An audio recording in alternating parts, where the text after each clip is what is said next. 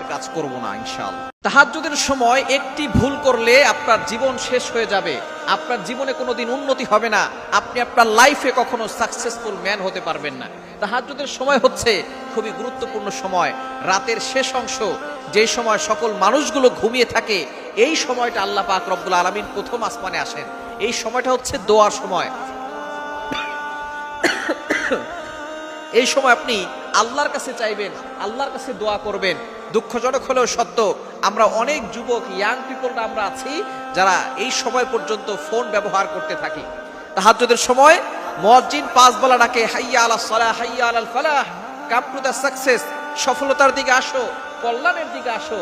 কিন্তু একটা সময় এমন আছে যেই সময় আল্লাহ তাআলা নিজে প্রথম আসমানে এসে বান্দাদেরকে ডাকতে থাকেন, আলামিন মুস্তাগফিরিন ফাস্তাগফিরালা, কে আছো গুনাহ করে ফেলেছো, আমি আল্লাহর কাছে ক্ষমা প্রার্থনা করো, আমি আল্লাহ গুনাহ ক্ষমা করে দিব।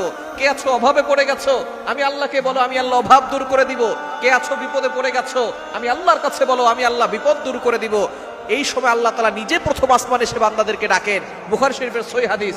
আর এই সময় যদি আপনি একটা ভুল কাজ করেন, সেটা হচ্ছে গুনাহ করা, চোখের গুনাহ হোক, হারাম কাজ হোক, অন্যায় কাজ হোক, যে কোনো ধরনের গুনাহ যদি আপনি করেন, তাহলে মনে করবেন আপনি আল্লাহর নজর থেকে দূরে সরে গেছেন।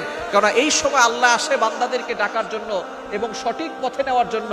আর বিশেষ করে ইয়াং পিপলরা রাতের বেলা গুনাহ করতে করতে, চোখের গুনাহ করতে করতে, চোখের ব্যভিচার করতে করতে রাত 3টা 4টা পর্যন্ত তারা মোবাইল দেখতে দেখতে তারা ঘুমায় না, এই গুনাহের কাজে তারা লিপ্ত থাকে। খবরদার, এই তাহাজ্জুদের সময় আপনি অন্যায় কাজ করবেন না, অশ্লীল কাজ করবেন না, অশ্লীল দৃশ্য দেখবেন না, কোনো হারাম কাজে জড়িত থাকবেন না।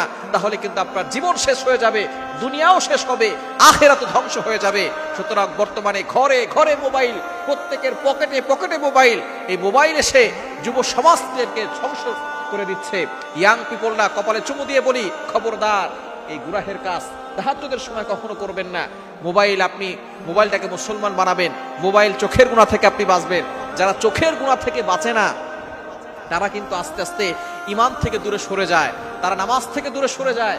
আস্তে আস্তে তাদের নামাজ ভালো লাগে না, কোরআন ভালো লাগে না। এজন্য আসুন আজকে প্রতিজ্ঞা করি, তাহাজ্জুদের সময় আমরা এই গুনাহ থেকে বাঁচবো এবং অন্যান্য সময়ও আমরা গুনাহ। Please my YouTube channel subscribe.